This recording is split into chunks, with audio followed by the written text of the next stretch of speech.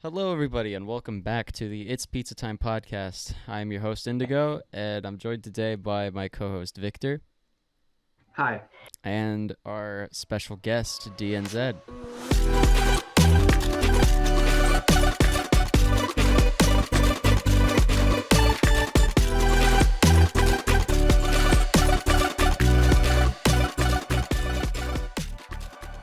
Hey, how's it going? Welcome. Yeah, so this is round two. We recorded the entire episode with John, like about maybe 5 days before this.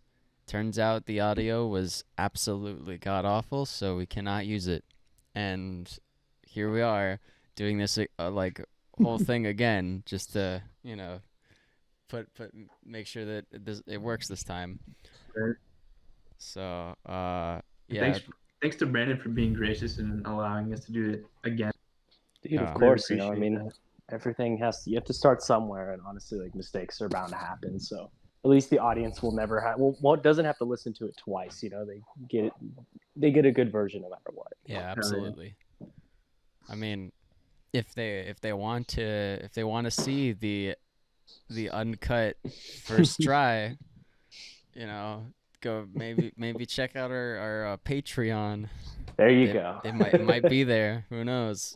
It's really loud and you might break your ears. But hey, It'll just be a meme. yeah. So for the people out there who don't know who you are, for the second time, would you like to introduce yourself and? Yeah.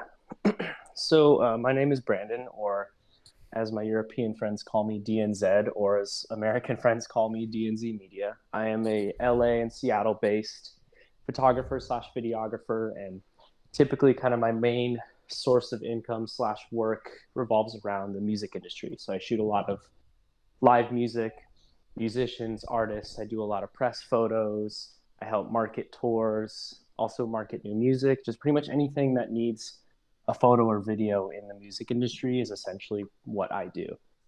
But aside from that, I also do a lot of portrait work outside of the music industry. Just anything that honestly comes my way and inspires me is something that I typically tend to gravitate towards. All right, that's a pretty nice and hefty explanation. So yeah, if you guys go to live shows and you see that dude running around with the camera, that's basically what Brandon here does. Yep. Yeah, he's the guy that makes the artist's Instagram posts look cool. I make your favorite artist look dope as fuck, which is definitely like, Yeah, I think it's one of the most satisfying jobs in the world because I get to see yeah.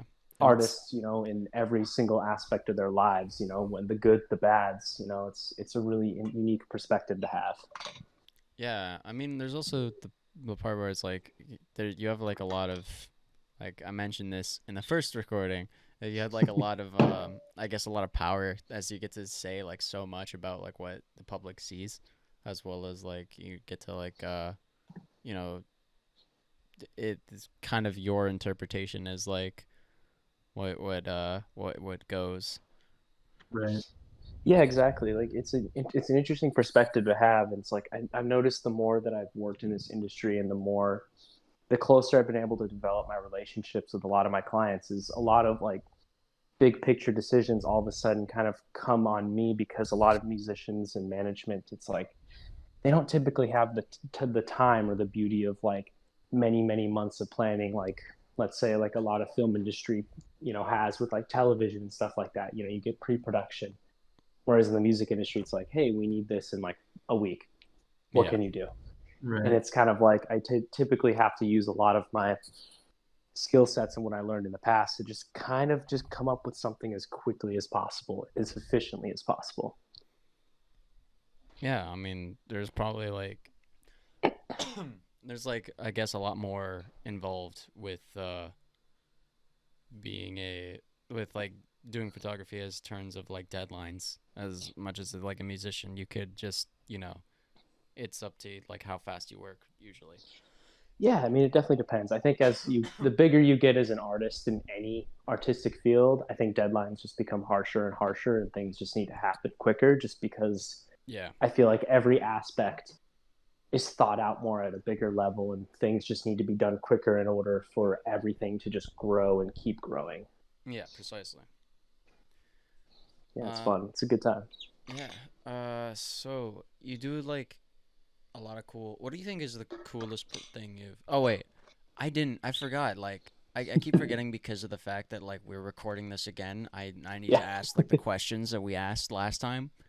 Yeah, So we got to do the questions again. Those were Yeah. I great. I forgot to ask the the starter Pizza question. one. What's your favorite kind of pizza? Cause yeah. Oh, true. I forgot about that. Oh man, and I do remember my answer. And as far as like I pizza mean, goes, I've always I felt. hope you remember your answer because it was your it was your answer.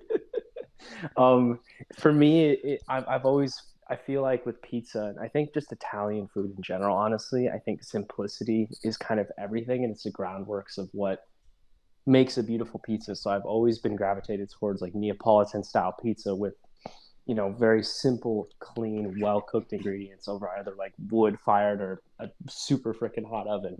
Like I love that burnt crust and just like a simple margarita pizza. I feel like you're like a Blaze Pizza kind of guy. Like Ooh, you Blaze ever, Pizza. So Blaze Pizza is amazing. When growing up in Seattle, I lived near a Mod Pizza. I don't know if you've ever been to Mod Pizza before, but it's I essentially the same thing, but I think better in every way. Okay. It's really good. mm, Yeah, because I mean, like, Blaze is more like a franchise, right? And I haven't really heard of Mod Pizza. I mean, Mod's a franchise. It's just I don't think there's a lot of them in California specifically. I've seen one in California, but I think it was like all the way in Culver City. Got it. Okay. We're gonna have Yeah. to check that out for sure. yeah, I'll definitely look into that because like I'm close to Culver, so Oh you yeah, know. that's why. Yeah. Yeah, it's good. It's pretty much the same as Blaze. I think just the ingredients and just taste to me feels a lot fresher, just better. Yeah, Got it. definitely. But It's it's like all preference. yeah, but like one of the things that Dumu was talking about like when we were on the show, like comparing like classic Italian pizza to like Domino's and like fast food pizza is like you can't compare them because it's basically like two different foods at that point, Exactly. True. which is honestly probably one of the best ways of seeing like anybody look at it and like hmm probably ever because I'm like wow I never really thought about it that way and I'm like holy shit. Yeah, you can have like the same name, but again, it's like two different things. It's like the quality of Oh yeah. ingredients, the time put into it, the love, everything about it. Yeah, it's so true, and that's why I always gravitate towards that Neapolitan style because it has a huge emphasis on just high quality, simple ingredients, just utilized in a very good way, which is just why I've always wanted to go to Italy and try like true Neapolitan, even though there are plenty of places, especially in LA, that I think Yeah. is up to that quality. You just got to pay a price for it. Yeah, I feel Right. like I would love to do that, except I just would feel really self-conscious when everybody else is like eating with a knife and fork, and I'm now here just using my hands. Oh, you can use your hands though. I don't feel like I still don't think knife and fork is a thing with Like that in style of pizza. Europe, it's so fucking common for some reason. At least like where I've Interesting. been to, it's so weird. Like it's so like weirdly like a thing attributed to pizza there, and I'm Yeah. like I don't really I don't know how to feel about that. Like growing up with New York style and like I guess deep dish, Yeah. just stuff like that. hmm Could always order out. That's fair. Yeah, that's interesting. Like, I guess I get it. It's clean, but nothing really beats just grabbing like a really well-made pizza just with your hands and eating it. There's something satisfying about the way it's Yeah, designed to where you could just do that. yeah. Oh, do you think in Italy, do you think like the typical like delivered pizza is like that quality, like really nice and thin, or is it like Domino's, like over I don't there? know. I feel like we're in a time, and I mentioned this last time. I feel like we're like when in an age of society to where it's. I think you'll be able to find good and bad of just kind of anything anywhere. I feel like at this point.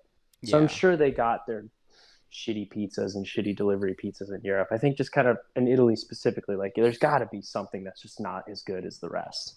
I Right. mean, like there can't be anything good without something bad. So Yeah, There's exactly. there's definitely got to be there's definitely got to be like one guy who's just like has his pizza place and just like does not do a good job. Yeah, just running a tourist trap. I'm sure that's like a pretty common thing. You just got these places that lure in tourists and charge ridiculous amounts for Yeah, terrible quality food. like you gotta. There's someone probably out there who's got like a Leaning Tower of Pisa themed pizza place like right next to it, and it's It's like probably just like the most basic, boring it's pizza like ever. like they call Done it in like the microwave Leaning and shit. Tower of Pizza because they think it's funny or something. I don't know, like something like that. Got to get those tourists, man. Easy Right. Definitely, money. honestly, it's like That's so funny. it's tourist. Speaking of tourist traps, it's like one of the things like that I've anytime like I go traveling, especially like I find it very common in like Europe and like New York. Not so much here in LA, but New York Yeah. and Europe, it's like you'll go out like into like the city and just walk around and you'll have like these people trying to sell like these really like shoddy souvenirs of Yep. like wherever you are. Like London, they have like entire stores dedicated to these things, Oh yeah. which is They have them here crazy. too. I mean, just look at Hollywood. Yeah. Just go to Hollywood. Yeah, like every two stores, it's either a cap shop, like T-shirts for like $3 that they printed real. Yeah, I Uh, mean, yeah, the Oscars, those like little things that they put your name on. oh yeah, like Oh yeah. or best dad, and it's just like an Academy Award. Yeah, Yeah, I mean, like I remember like going to Paris like a couple years back, and I just I was like, we were staying like kind of near the Eiffel Tower, so like Hmm. one day I was like, fuck it, I'm gonna take a walk there. Like I woke up like super early in the morning because of like jet lag. I was Hmm. like, hey, I'm gonna take a walk to the Eiffel Tower. Like, why not? And like when like I was looking around, and like these three dudes just kind of like walk up and like rush me with like their Eiffel Tower keychains, and they're like €2 5. I'm like, what? I'm like, please, I'm just trying to enjoy the scenery. It's so funny how tourist traps have become like places like you almost want to avoid at this point. It's like they're such beautiful. There's always based around a landmark, and it's like shit like that just completely ruins the vibe and the whole right. It experience. really does.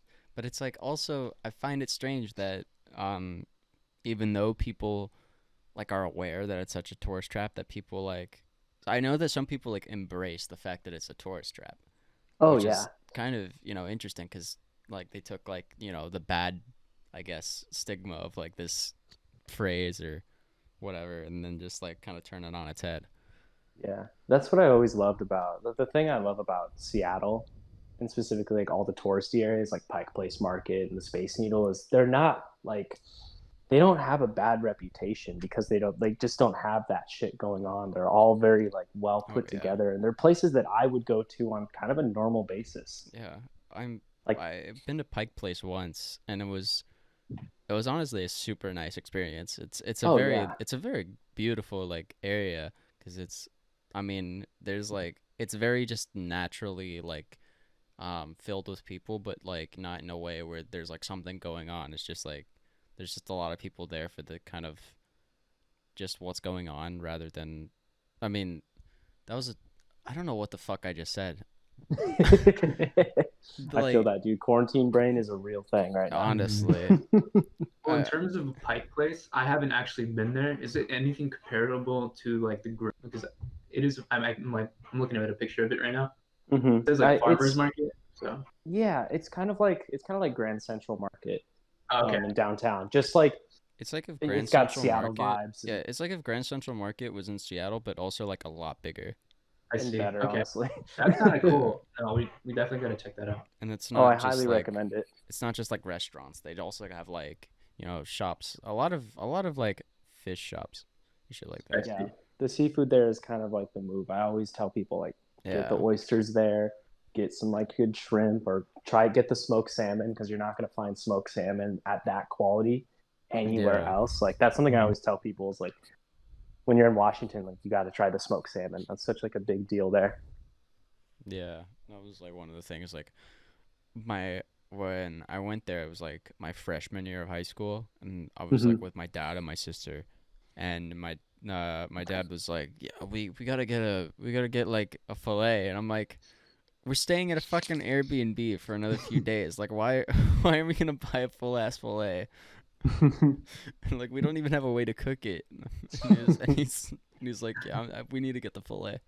We got the fillet, and he didn't know how to cook it, cause That's so funny. yeah, it was so dumb. You're just feeling the vibe so much, you just had to get it. Yeah, man, that's Get it. like that's a good way, like a tourist trap, but to make the tourists buy like fish. Right? Yeah, like super high quality fish. Honestly, that'd be 2 for 5. 2 for Two 5. for 5. 2 for 5. God.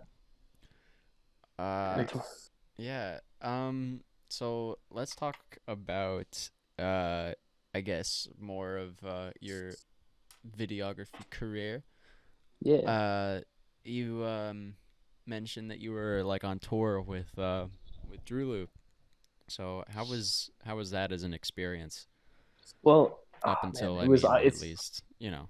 exactly. Until coronavirus. Essentially, it was my probably one of my favorite tours I've been on, and majority of tours I've been on have usually been plane tours. So just going to a show, editing the photos till like 3 in the morning, sleeping for 2 hours, going to the airport, doing that same grind for weeks and weeks, and it's just honestly I live for it, but it gets a little tiring after a while, and it really does a toll to your body. So For this sure. tour was a bus tour. It was truly about like playing as many states as they could, having some really cool opening acts, and like really developing this live show to be truly about them. And I think one of the things that really inspired me the most, the thing I love about working with them, is the set is almost entirely their own music. Like they're not really playing anyone else's music, and if they are, it's an edit that Vince has made. Yeah, like I mean, we talked about this last time, but like the what is it? The Feel the Love or whatever, the edit, the Yeah, the Kids See Ghosts one. Yeah, that was like it's so great. Like I just feel like the couple times that I've seen them live, and that song starts to play, I'm just like, yes, finally. And it's just like you just feel great. yeah. There's something I love about their sets. It always connects to the one before.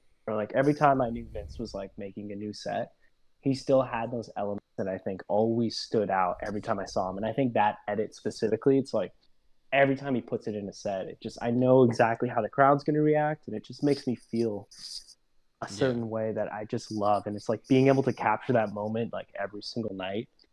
It's truly a special experience. Like with this tour being on the bus, I feel like was just such a game changer for everyone. They've never done a bus tour. Like most of the people there had never like experienced this before, and I think everyone was kind of on the same page to whereas like we all agreed like this was really something special. And I think the one thing that I personally loved the most about it was I was able to actually sleep properly. Like instead of like going on like 2 to 3 hours of sleep every night and relying on just falling asleep on an airplane. I mean, I was just able to edit on the bus and then sleep for however many hours I needed to sleep until I could just wake up and keep editing. Like it didn't, there was no like disconnect in that way. I mean, that sounds really nice. It's Like, honestly like super comfortable. oh, dude, I've heard like there's this kind of one rule about like bus tours, and that's like you do not shit on the bus. You do Oh not yeah. you do yeah. Like I'm wondering if like how accurate that is. Like Oh, it's extremely accurate. I mean, that was a number one rule. And the other thing is we had a shower on the bus, but the water quality isn't really necessarily ideal. So it's more of like in case of emergency thing, yeah, I which mean one of the cool things was pretty much almost every venue we went at had a shower built into it. So that was kind of cool, like getting to shower at all these different venues across like multiple states. I I mean thought that that was sick. yeah, I mean that kind of makes sense like cuz they just have a bunch of people that are like touring like with bus tours, so obviously Right. like where else are they going to, be able to. Although that Yeah. is like a really cool concept, to be able to like shower in like, a venue I was that's gonna like say, like, I've neck never heard of them even having showers. That's actually super cool.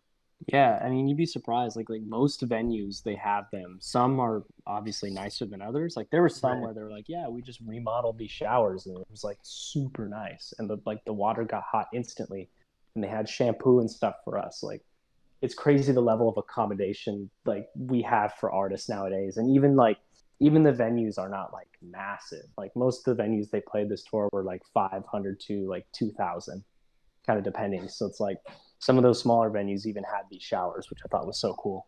Yeah. Right. Are you saying like that some of them were like really good in the sense that some of them were some of them like not great at all? Oh yeah, like some showers were like pretty run down and kind of nasty and wouldn't really heat up or stay at a good temperature. But I think that's kind of anything. Like some venues are pieces of history, so it's like Right. Yeah, they like don't really you change them that much. yeah, and some of them it's like if it's something like historical, you're not like allowed to change it, I think, right? Yeah, something like that. Like I know there's a lot of laws and stuff. I think a shower could easily be renovated. I just don't think a lot of venues have the money to do so. Oh It's yeah, Mhm. kind of the last thing they're worried about.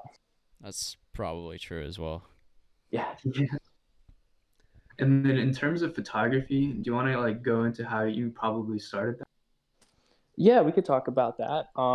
Just kind of like the whole story of like where I got to where I'm at least specifically in music, is pretty long, and it would probably be an entire episode, honestly. Right. But to keep it as like simple as possible, I mean I have always had a passion for just cameras in general since I was in like middle school. Like my parents gave me their old like VHS camera, and I used to just play around with that nonstop. And like I used to make these little video edits because I had no idea how to edit, so I would just record, then stop recording, and Right. then record again, and that would be a cut. So me and Sick. my friends would make like dumb home movies that are just like us fucking around, and then we'd plug it into the TV and just watch it, and it would like be kind of like a movie because we'd start it and stop it at specific times. Right. That's actually super cool. Right. And then I got into skateboarding around that time, and then was kind of like, yeah, I'm gonna be the filmer. Like that's a thing, and I honestly love doing it, just making skate videos Yeah, for my friends and Mhm. like seeing them progress. And then, like in high school, they all got really good. So then uh, I upgraded my camera and just started filming low angles edits and for all my fisheye friends. lenses. Exactly, exactly. And then later it turned into like longboarding videos because a lot of my friends got into professional longboarding, and then it was like sitting down and like helping get sponsored and stuff like that. So we like plan out these super crazy video projects, stuff like that. Um, and also like my high school, a really cool film program, which that kind of convinced me to move to LA and like pursue film full time. I Sick. mean, yeah, it's definitely like a really cool. I mean, like I guess you're lucky in the sense that you figured out like what you wanted to do like pretty early on.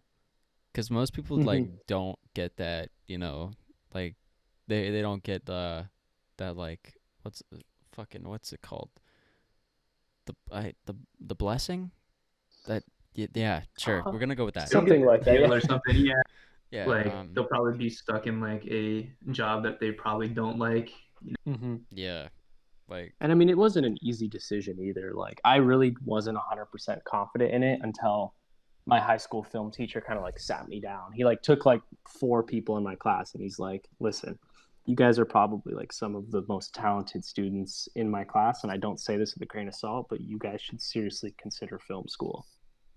And that kind of like pushed me to like be like, oh shit, like maybe I could turn this into like my job. And I didn't really understand that there are schools dedicated to just film. So that kind of like helped me understand it. But then my next concern was like, I wonder what my parents are going to think, because they're not like, they've always been pushing me towards like traditional route of college and stuff like that. But it was nice because they ended up being kind of fully on board with the idea. And after like taking a couple years of community college, I moved out to LA and then went to film school. And here we are. yeah, like it's always like scary with like having to tell like your parents like what it is that you want to do. Oh yeah. Like I mean, like I want to go into something involving music, whether it be producing or management, or I just want to work in this field because Yeah. it's like something I really care about.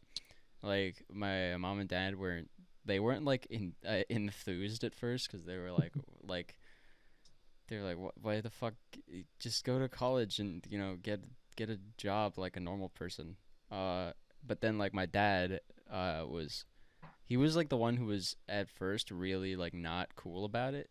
Like he Uh-huh. wasn't, but then he eventually like he pulled me aside and he was like, dude, I I see like how passionate you are about what you're doing or about what you want to do. So he's like, you should. And I'm glad you have that. So you should go pursue it. I love Uh, that. so because he had like this, he had the he went to college to be an engineer, Hmm. and then after graduating, he was like, I don't want to be an engineer. I want to work in entertainment. So he started working in film. I think producing like Hmm. for Sony and shit like that. Yeah, Uh, so yeah, like he kind of knew firsthand what it was like to have to like how important it was to kind of find what you wanted to do. it's So that true. was kind of cool. If it doesn't feel right, like there's no reason to pursue it. You always got to stick with your gut on decisions like that. Absolutely. And I always tell people, like, if there's something completely left field that all of a sudden you're kind of drawn to, like, give it a shot. You never know where it's going to take you, and don't let people make you think otherwise. Because honestly, like, I always drive my life through instinct and intuition and stuff like that. And I think if more people did that, they would be in places that they'd be much happier and in places that they would way rather be. Right. Absolutely. All right. Well, I guess how is it thing like to move on from this? Yeah, yeah, yeah. What has it been like working with a lot of people with like associated with like Cardinal and stuff like that? Yeah, I mean that's the kind of I guess to kind of like bring it back a little bit. The main kind of people that I work for, I guess, main crew is Cardinal Artists and Heroic Management and Bitbird. That's kind of been my calling and the people that I've worked with the most in this industry. And honestly, like working with artists like Quix and Vincent, DROELOE, and sometimes San Holo, it's like it's really cool because on a music level, I could not agree like more with everything that they're all putting out. I feel like they're breaking grounds and doing things that are just slightly different from everyone else. And to me, that's always been super inspiring. And getting to create any kind of visuals for any of these artists, it just feels like second nature to me because they're doing exactly what I would want to be doing if I was making music. Yeah. I mean, like, because they all have like incredible. Not only do they like is what they do like, their ideas are like really, really cool, but I mean, like, as far as I know, they seem to be incredibly nice people, like all I of was gonna them. say, yeah. Oh yeah, I mean 1000%. Like they've all kind of became my close friends, which is something that I never really expected. You know, when someone is a client of yours, it typically is business forward, but Oh yeah, being able to like really sit down and like the fact that they want to invite me to their home. Like now we have a big Discord server where we literally talk, I think, almost every single day. It's just like it's such a surreal feeling because whenever I work with musicians or clients in general, I always try to build that relationship because being on that level with someone, the art and what comes out of it is significantly better. Like if you know something about someone, maybe they wouldn't necessarily tell you just without knowing you. I think that helps you understand kind of exactly what they want from you. I get hired to create and to help people perceive an artist a very specific way, and like knowing certain things that not many people would necessarily know, it helps, and building that relationship is it's everything. definitely. Definitely, as in like shooting angles and stuff, just the way they want to be shot, like merch stuff, like everything. Just, there needs to be a connection with the artist for sure. Exactly. And I think if I want to be continuing working for time, it's like we kind of have to be buddies. That's how this shit works, and that's kind of the generation of photography and videography. The crew sizes are not as big as they used to be. Things can be done one on one. I'm able Yeah, to literally film, edit, and put together a video, and also do some kind of like visual effects on my own without any third party help, and which is just like it's something a lot of people realize we're so lucky to have nowadays, because in the past it's like shooting on film, not having computers to edit, it took a lot of time. And it's like now that everyone needs content of some time, it's so much easier and quicker to do everything with one person. Right. Going back to you doing everything as well, like when we were backstage on like DROELOE set, you were taking photos all night and like during the show, and then when we went out back, the second that we got there, we saw you go straight to your computer, start working, and it was freaking awesome to see. Just like the work ethic, just like I gotta get this done now, right? We need to get photos up ASAP, and it was super cool to see. Do you want to like talk about that, like how? Yeah, just for everybody who's listening for the first time, we mentioned this in the last recording. We went backstage to a DROELOE set with Brandon, just kind of chilled out there. All right, Yeah. continue. Just Yeah. want to I explain mean, that. it's something like that is like, I think the importance of understanding when stuff needs to be done. Certain artists need stuff the day after, or certain, there's a lot of layers now, content that needs to be produced. And I think as a photographer, and videographer too, taking that initiative and getting things done quickly and efficiently, it's really important, because it's like we have Instagram stories, we have Snapchat stories, we have Twitter posts, Facebook posts. Like there's all these layers and layers, and everything's very time consistent. It's like when I finally figured out that, just being able to sit down after the show, decompress, and just kind of get certain aspects of the work done at the show, I just noticed better turnaround times and better results. And I noticed my clients were just significantly happier because I put in that work. With a lot of people working in this industry, it's easy to just treat it as one big party, because it is, every show is a party, and it's hard to get sucked out of that mindset. And to me, it's like, I view my time at these shows on the clock at work. Right. And that clock doesn't end until I'm out of that venue. And even then, when I'm home, I still have to edit. So there's still a clock involved. Yeah, your clients definitely do see that too. While they're doing some crazy shit partying, they see you on that computer. Like, it's definitely a thing that's noticeable. Like, yeah, for sure. I think anything, being able to like hold yourself in and show people that you're willing to put in the extra work, even if if you feel like you aren't getting paid to equal that work, which I will admit, this industry doesn't pay very well. It's hard, a lot of artists, there's a lot of layers to how much money they make. Like, yeah, the numbers may seem really big for what they're making, but in reality, what they're left with isn't really a lot, which kind of means, as a photographer or content creator, you're not going to be paid the same amount you would be if you were doing that equal, let's say, advertising or big fashion companies. Like, you're going to be putting in a lot of time for very little. But if you want to like move on to that next level, you have to be willing to do that. Yeah. It's going to suck, but that's kind of the name of the game. Right. Yeah. And there's obviously a big fight for bigger pay as photographers and stuff like that. And yeah. I could not agree with it more. Like, yes, we do need to be getting paid more, but I think a lot of photographers get really stuck in everything being one consistent number, but it just doesn't make sense to ask for the same amount of money for every artist, because every artist is different sizes and each one's getting paid certain amounts. And I think a lot of people got to take that step back and kind of realize, they're not all making millions and millions of dollars. Like, it just doesn't work like that. Yeah. Right. It's with any industry.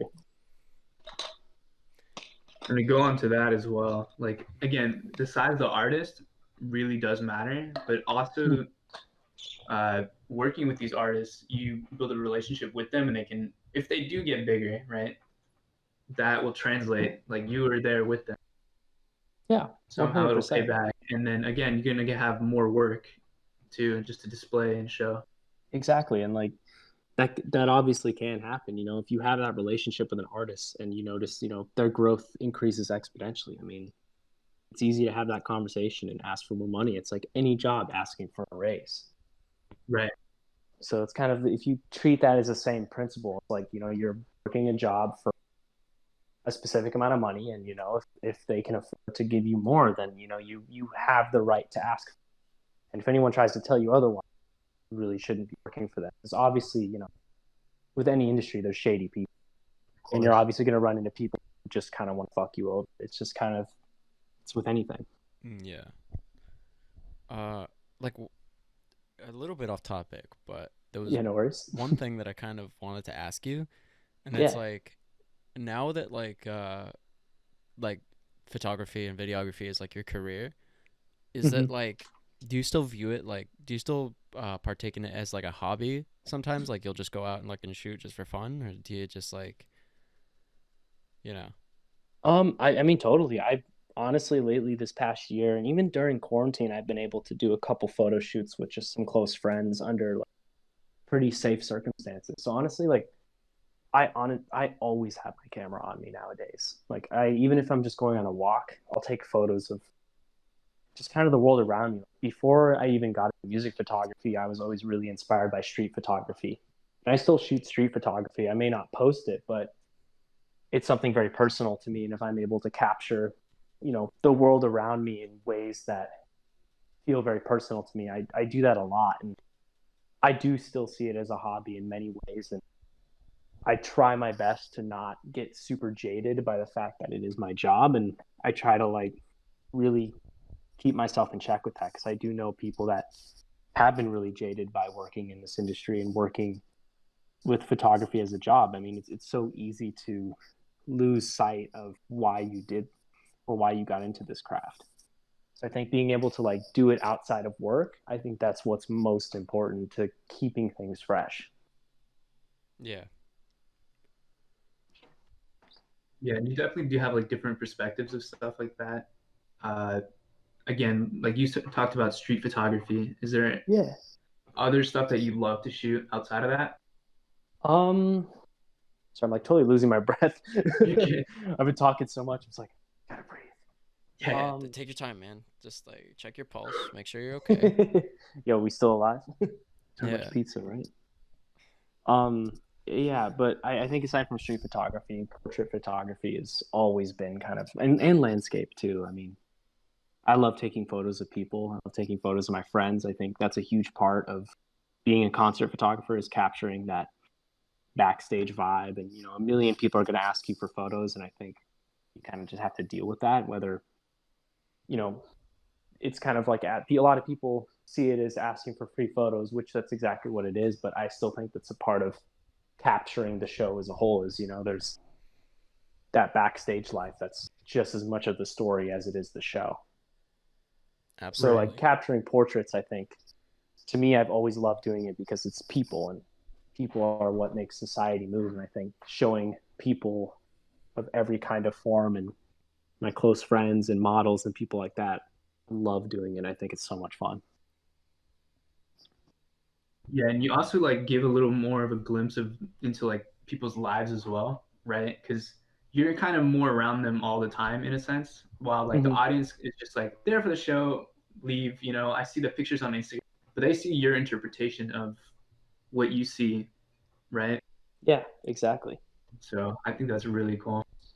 Yeah, and that's one thing that like a lot of artists that I work for ask for. They ask for a lot of lifestyle pictures, which essentially just means, everything going on before, during, and after the show. And I think a lot more artists should be comfortable showing that side because I think that's what people really want to see. They want to be able to relate to the artist as a human being and not just a brand, which I think a lot of bigger artists have been stuck kind of only showing their brand in a very specific way, which I think that loses the human element to music. Right.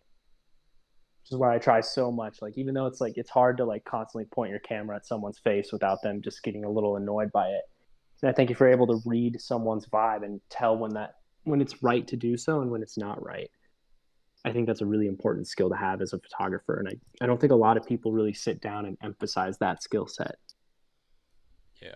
Yeah, actually, I haven't even thought about that. Yeah, that's a good point. Yeah. I mean, any touring photographer's been through it before where, you're filming something and or taking photos of someone and just the vibe isn't quite right. It's things aren't perfect on tour. There's going to be really low Yeah. moments and things are going to go wrong and people are going to be pissed off. And, it sucks when someone like will get mad at you for pointing a camera and doing your job at them. But, I think it's important to not see that as like something that, it's like it's never towards you as the photographer. It's always just kind of an in the moment thing. It's a gut reaction. Yeah, you're just like, not right now, please. Yeah, I've worked on like film sets where actors were like, it was a scene where two actors were in a really really heated argument, and one of them was so in character that he just straight up yelled at one of the crew members because he was talking to the person he was arguing with, and he was so into his role that he saw that as like an attack towards her. And then like it was just, he like went off on this crew member, but us as crew members should kind of understand that they're playing a character, they're in a moment, tensions are high, and in order to keep that, they have to keep the emotions running throughout the entire day. Yeah, that's true. And he came and apologized afterwards too. He was like, so sorry, I was in character, it was just kind of a reaction. And the crew member that got yelled at totally understood. He's like, yeah, you're doing your job. Like, it's not you, it's just who you're portraying. Mm-hmm. And I think that can go with pretty much anything. Like if you're in the moment and you're working, it's never personal. Right. Totally. Yeah. Like I thought that was what of with the whole, like, that just sounds kind of like surreal, I guess, to hear stuff like that, because it's like I couldn't imagine, like, I mean, like, I'm not an actor, so I personally cannot relate to, like, I cannot like fathom being able to like playing a role and then like subconsciously continuing to like bring that out in like my day to day, like during like the outtakes or whatever, during like the cuts. Yeah. Like that's just, I mean, that's like really cool to me though, just to kind of like, it's really cool. It's like a really a lot of it's like method acting in a way where like they actually feel like they are that character, right? And sometimes it just doesn't switch off, like, because they want to keep that same vibe, right?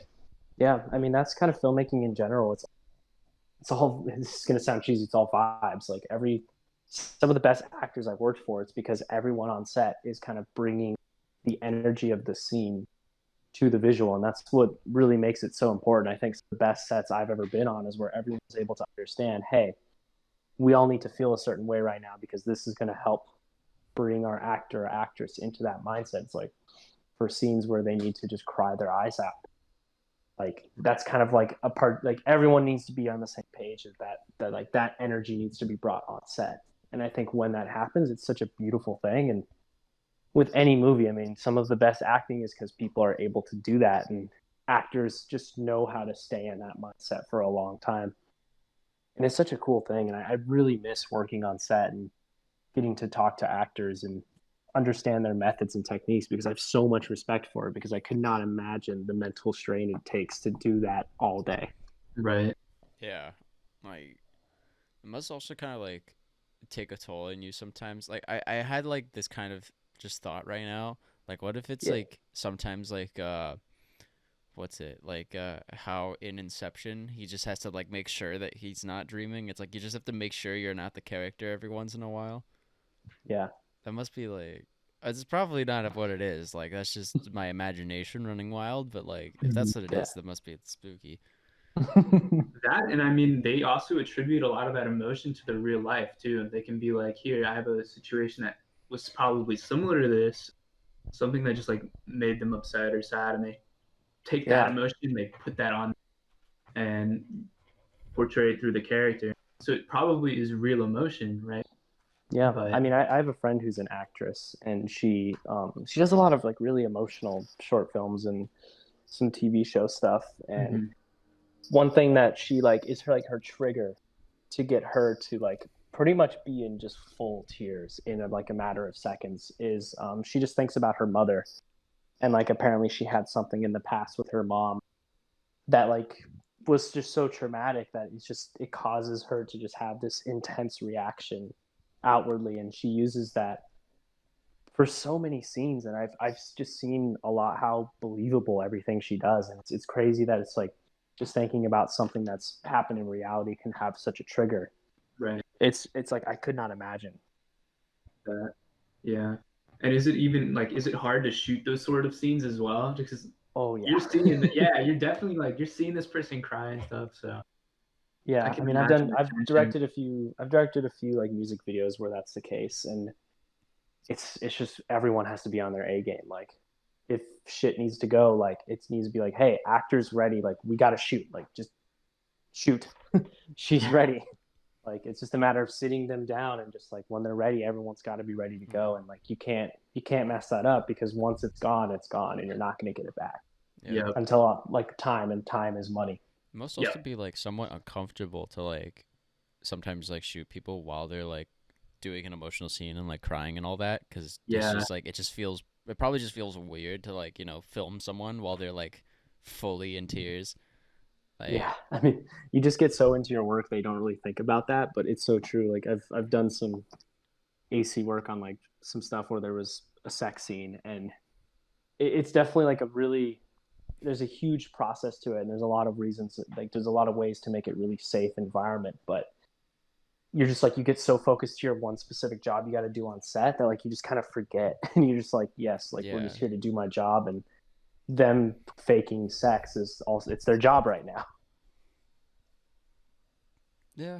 I wonder if there's like a It's separation between that too. It's like, I mean, of course, there's separation between like the actors and stuff, but yeah, yeah, that's so. It's just a strange concept, to be honest. yeah, it's something that I think only very specific people can do it. I think only really specific people can be actors. I think Yeah. very Yeah. few people can be really good actors because you have to be able to just shut things on and off and not worry about certain things that most normal people would worry about. Yeah, a lot of people have like insecurities too. So having those shown on screen, right? Mm-hmm. Rough. Yeah, I mean that's exactly it. Like if you need to show those things, you kind of just have to do it. Yeah. You Yeah. have to be okay with it, and that's why I always have respect for my friends who are actors because, goddamn, I couldn't do it. Yeah. Right. I would not like I to don't like. be. Oh, no, go on. I was gonna say I don't even like being on camera, so I couldn't imagine. I feel. Yeah, Yeah. I'm not too much of a camera person. Like I like having, I guess I'll like having my picture taken in like certain scenarios because it's like maybe I want to remember like this moment or something like that. Yeah, Mhm. But I don't usually. If somebody like comes up to me and's like, "Can I take a picture? Can I take it?" Or, like nobody's ever come up to me a bit like, "Can I take a picture of you?" But like if somebody were to do that, I would be just kind of like, maybe not now, please. Like yeah. if my mom wanted to take a picture of me, I'd just be like, no. Sure. Yeah. It's um, hard. I mean, it's not for everyone. Like I couldn't yeah, imagine taking photos like I do with people. People could just do it so easily. Me, on yeah, the other hand, it's like someone tries to take photos of me, like photographer friends, I just like freeze up. Fuck, I do. oh yeah, I same. should know Yeah. because I would know what I would want, but it's just so different. Yeah, That and I think. go Go on. ahead. Go ahead. No, you I was go. gonna say like I'm personally introverted as hell, and I know Marco is in a way too. So it's just more like we have subtle details and stuff that I'll think about, like I'm taking a photo and stuff, like angles and stuff like that. I'm just like, I probably Yeah. don't look good right now, just insecurity shit. Yeah. How is it for you? I mean, I definitely feel that sometimes on stage. Like some of like the biggest festival stages, there's like 10,000 kids in front of me. It's so easy to like think about those people looking at you. Be like, oh God, there's probably at least 100 people looking at me right now. Right. You just have to turn that shit off. And I guess I've done it so many times to where I'm able to turn it off, but there's still a part of me that okay, I need to obviously capture the best moments, but also need to like in a way almost look professional because there's a lot of things, but it's like if I need to bend my legs or like lean over in a really awkward way just to get a shot, like I'll do it, but Yeah, it's sometimes more important to not be distracting because again, like the artist is the most important thing on that stage, and like if you're distracting in any way, to me that's a yeah, fail in my opinion. I don't. That's not a good thing. People shouldn't yeah, be looking to the left at the photographer who's doing some dumb shit with his hands or his legs or shit like that. Like they need to be 100% focused on the artist, and I just still need to be able to capture them. mm. Right. Yeah. Like, I mean, I probably wouldn't be able to do it so much as what you do because like I have like pretty bad stage fright. like Mm-hmm. in the sense like the only way that I've managed to like deal with it, I guess a little bit, because I did like one semester of theater in high school, and I did like a couple semesters of like performing arts. Yeah. So like the only way I could manage to deal with it is like I had to tell myself, hey, you're pretty much performing at all times, because fucking at any given moment of any day, anytime you're in public, there's gonna be at least one set of eyes on you, no matter where you are. True. Because like So true. somebody's eyes are gonna wander and like drift across you for a second, like Yep. at some random point in time, which is like I guess like to some people that could also be like a thought that is like even more terrifying, but to Mm-hmm. me like for some reason it was a little like oof, nice, okay, cool. If like one person sees me, what's like wrong of like a couple hundred or something? Exactly. And like majority of those people are never going to see you again. Yeah. So it's like I think everything in life is about having a certain mindset towards it. And I think being able to see the reality of things, at least for me, has always helped me get over certain fears. That, Oh yeah. especially being on stage and stuff like that. I think the thing that I always tell myself is they're looking at the artist, not me. Most of the time, if anyone's Yeah. looking at me, it's probably a photographer. Just someone's just. Yeah.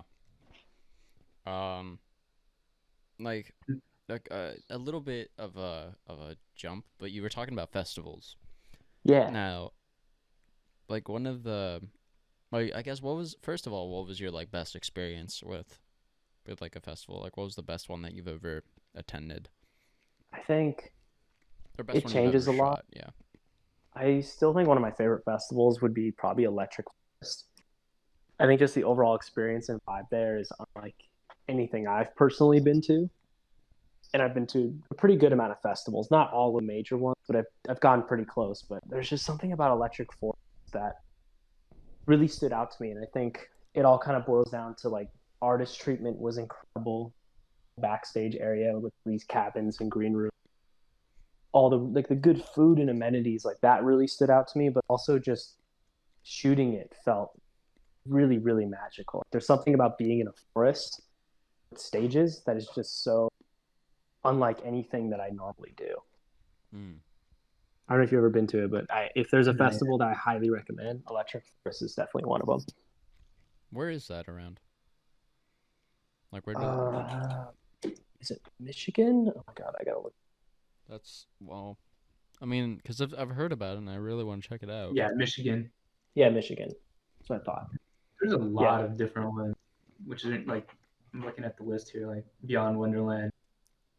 Yeah. yeah. I love all the ensembles. I mean, they're all great, and I guess they kind of all blend into each other because a lot of them are very similar. I mean, Right. EDC is obviously magical. It's really sad that couldn't happen this year, just because it would have been my second EDC, and I think there was a lot I learned last year as my first EDC, just kind of working it, and a lot of things that I would have done differently. Mm. But I think I think coronavirus back into like improving certain things because of our Yeah. inability to go out and be in large crowds. Mm-hmm. Definitely. And sorry to take this back to something else, but from something that we talked about in our first shoot, Yeah. venues and how they're doing photography now, at least in California. Do you want to talk about problems that potentially are arising? Because I don't know, we were just talking and You just want to it get just mad popped at in the my head. Roxy again? Is that like that's basically what he's asking? I mean, I have no problem with the Roxy. I like the Roxy, but Yeah. So wait, are you talking about like problems that are gonna come up from coronavirus, or just like venue issues in general? I guess more in from the Things that are just kind of photography whack. standpoint, just like you could talk about like Nice. how they're unionizing and stuff. Yeah, I mean, I guess we talked about this in the last time, but there's certain venues nowadays that charge pretty ridiculous fees to just allow videography, and this is like pretty specific towards like larger cities and towns. And LA, it's becoming more of a thing. The Roxy, which is a pretty small venue, they charge a pretty hefty fee to now film video, which is pretty new. That happened kind of like a few months ago. Right. And it's pretty common for a lot of major like giant venues like I'm pretty sure stadium venues like Staples Center and shit like that obviously charge these fees because there's unions and people Right. just have to make money everywhere. And since in LA there's the film industry is really prevalent here, There's a lot more rules because everyone loves to complain about people filming on their streets, which I get it. Film productions can be loud and obnoxious, and I can only imagine if you spend millions of dollars on a house and have a film company filming near you all the time. I'm sure that shit would be annoying. Right. Because they are really obstructive and loud. Yeah. And then in terms of this, have you experienced any issues because of? There's been a few times. Like, there's been some times where I was hired to do video at a venue, and then all of a sudden we're hit with the, hey, it cost this. You can't film. They didn't pay for this. Blah, blah. And that kind of throws things off because like how much money I'm making gets put into jeopardy, and a lot of things like that. Which it's unfortunate. I think there's just a big lack of communication between people playing the show and the venue. A lot of them don't really tell people. If they're not in the know, they wouldn't know. Right. That's come up a few times. Luckily, nothing really major. It's not like I haven't been able to shoot a show. It's just like being able to work around kind of random issues. And I think with kind of any doing photo and video in any kind of venue environment, things are bound to like not go 100% just because there's so many layers to throwing a show. Right. And then, are there any venues or places here in LA that you particularly are like you favor towards? Oh yeah, I mentioned this last time, but I still think the Shrine and the Palladium are like my two favorite venues in LA to shoot. Yeah. I've attended them, so I mean, I think they're more fun to shoot than attend. I mean, I've seen some great shows at both venues, but I mean, those venues they're massive venues, and I think any artist you're going to shoot there is going to have awesome production. So it's always just having really big production is always going to be more fun to shoot. I mean, I love those small, intimate venues where there's something to be said about being able to capture good photos at small, dark, shitty venues. It's just things feel more satisfying put together like those giant venues, and I think that's why I always gravitate towards them. I mean, how could you not? They're so freaking cool. Right. Yeah, the Palladium is definitely one of our favorite venues for sure. Oh yeah, it's awesome. Yeah. It's kind of a pain to like, because for them they require insurance, so it's always interesting like getting insurance submitted properly because I feel like they keep changing the rules every time I shoot there. Really? Yeah. That's it's rough. like they're like, we need this document signed. Where did this document come from last time? What the heck? And then they're like, we're changing the wording of how you need to put the description on your insurance. Okay, whatever. Just like things change all the time, and I always like whenever I'm shooting Palladium or Shrine, I always like my point of contact. Yo, what do you need from me? Let's figure it out now because the show's in 2 weeks, and if we don't do this right, I'm gonna be able to work for you because they're not gonna let me in the venue. Right. Like it's happened too many times to where I turn things in and then things don't get turned in for me, and then I can't do my job, and then I can't get paid because someone didn't do their job properly. Yeah. That must be rough.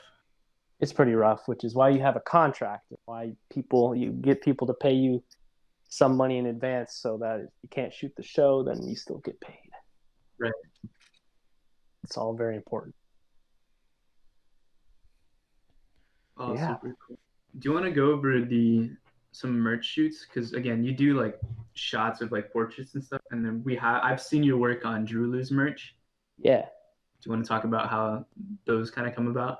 Yeah, I really love fashion shoots. I think that before I got into music photography, I've always had a lot of friends who were really into doing fashion photography and some who are very established in it.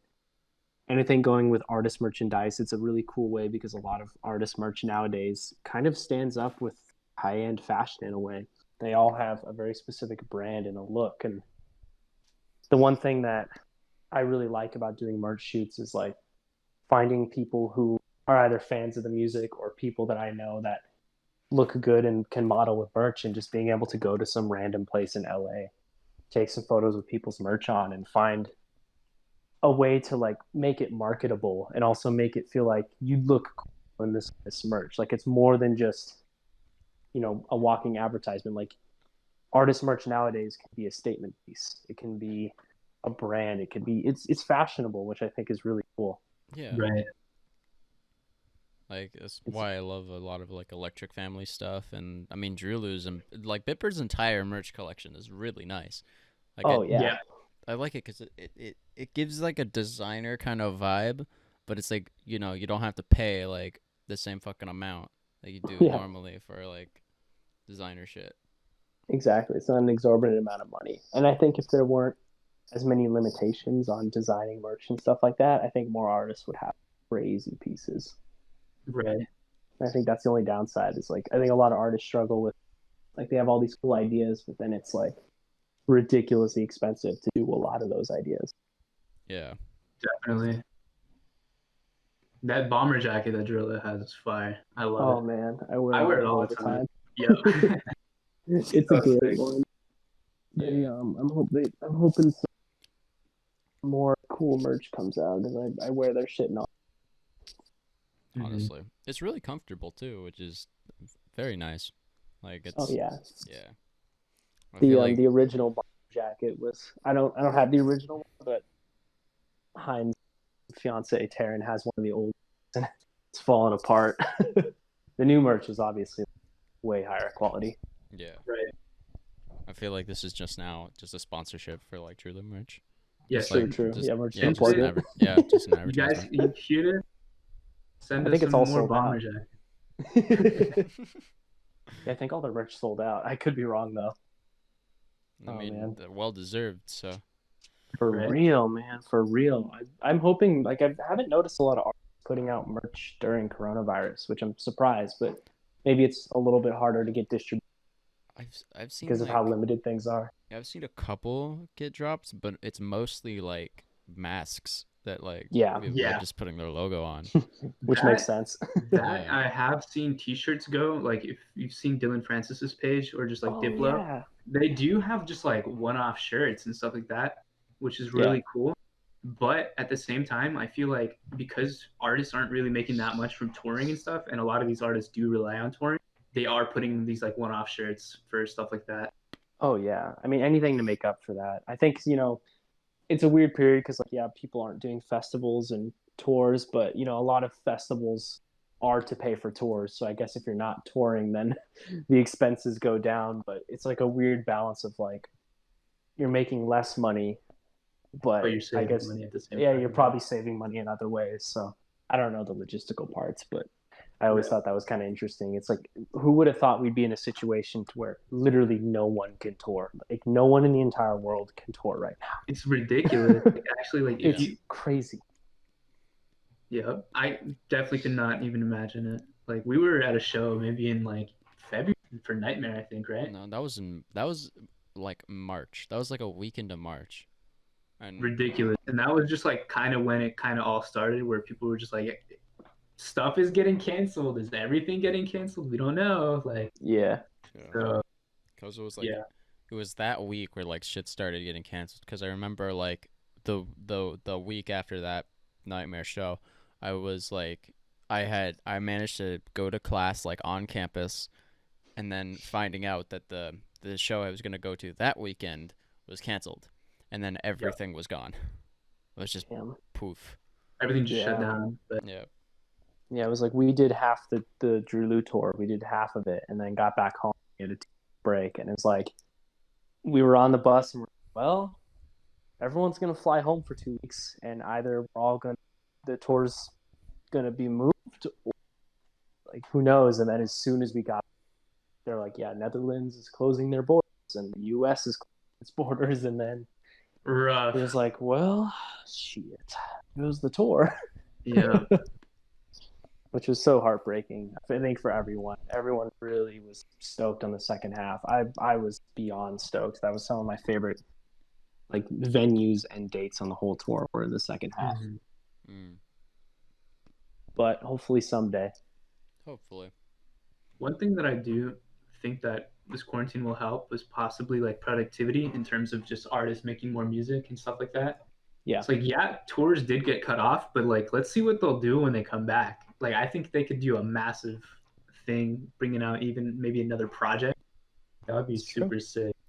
I think it's gonna like I think this kind of like reset in the industry is gonna like really put things into perspective and I think there's gonna be a lot of cool shit coming out of it because there's no reason not to develop the next set, the next part. Right. like a Definitely. live show. I think there's so much more you can do, and if you have this time, maybe there might not be as much money, but I always think having this is going to be great for developing really cool visions. Yeah. Right. And in The other terms of thing, just, oh, go ahead. My bad. I was gonna say the other thing that's weird about it too is like everyone's pushing album releases back, which sucks. Like it makes sense from like touring standpoint because a lot of these artists put out albums to tour, right? Exactly. But I've seen a lot of mixtapes and small things come out, which have been really cool. Uh, in terms of just like streaming and stuff, Mm-hmm. do you think that's gonna live on after quarantine? Because I feel like there will be like some fan bases that will keep doing shows on stream, or do you think it's gonna go back to normal where just people won't be doing it as much? I mean, I think there's going to be a period where it slows down a lot, but I also think a lot of artists are they're, investing money into live streaming. And I think they have no reason to stream like occasionally or to just keep people interested. I don't know. I guess it really depends on the artist. I think Insomniac is going to be streaming more festivals because I think they're really laying down the groundworks to be able to pull that off. Right. Yeah. I mean, they kind of have been able to do that, but I just think they'll be able to do it better because of that. And maybe more festivals will be able to stream for the whole to see, which I think is really cool. But yeah, I don't, Definitely. it's one of those things that you can't really tell unless it starts happening. Yeah. Definitely. All right. Well, I think we're hitting about the end of the episode time right now.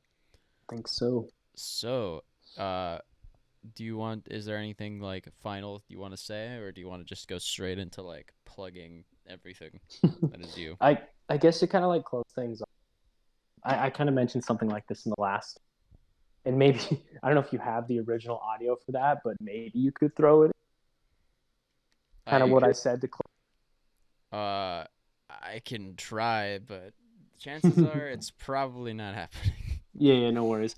I guess one of the things I wanted to mention, at least in the last time, was, some advice that I had been given kind of fairly recently was just to, use this time that we have, being quarantined and being stuck at home. It's like really cherish it because it's not all life that you get to stay home for a long period of time and not really feel guilty about it. Like you're doing a good thing for society, staying home. Maybe it's being a little lazy and maybe eating more. Hell yeah. Just doing things that you may not necessarily like, but really cherish it because it's a cool thing that we've gotten. It's like this hard reset in life that hopefully will never happen again. And really take this time to just be positive, appreciate the friendships you have, and just spread a lot of positivity and just good vibes all around. Like one thing that I've really loved about this quarantine is it's brought me and my friends closer. Like we've been able to really grow our relationship a lot stronger, really like know each other more, which is something like we were always just too busy to like talk about deeper stuff. Definitely. Right. So yeah, I'd say just like really, really cherish this. It's a shitty thing, but try to see it in a positive way if you can, because I think it's so worth it. Yeah, definitely a period of development for sure for a lot of people. Yeah. Exactly. And like even if you're not developing or learning all the time, like it's okay. Like it's okay to be a little lazy. Yeah. It's hard. It's not easy. Well said. So now it comes the time where you basically throw out every single plug that you have. Hell yeah. If you search DNZ Media anywhere, you'll most likely find me. But to be more specific, Instagram is at DNZ_media. Same goes to Twitter, Facebook. If you want to check out my portfolio, which I highly recommend, a lot of people go on my website because loves to hire me just based off my Instagram, which I love, but my portfolio is the most me version of me. It's dnzmedia.co. But yeah, that's me. Yeah. Is it DNZ, like no underscore, no hyphen, no nothing? Just DNZ Media? .co. All right, sick. Website, super simple. You heard it here first, folks. Go do that. Yeah. We're good. Yeah, we did it. All right. Yeah. See you later, everybody. Bye.